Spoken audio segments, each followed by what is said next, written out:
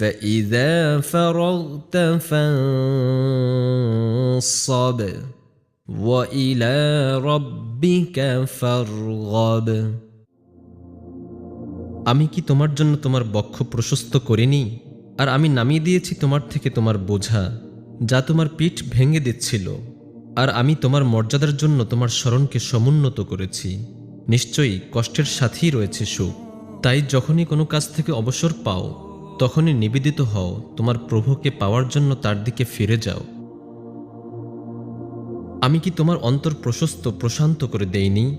ধরুন আপনি সিদ্ধান্ত নিলেন যে আপনি কাজের পাশাপাশি সন্ধ্যায় ইউনিভার্সিটি গিয়ে পার্ট টাইম মাস্টার্স বা পিএইচডি করবেন।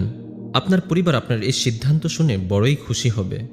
বংশে একজন মাস্টার্স পিএইচডি করা ছেলে মেয়ে থাকবে, কি সৌভাগ্যের ব্যাপার।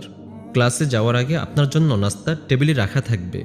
ক্লাস করে এসে আপনি যেন শান্তিতে ঘুমাতে পারেন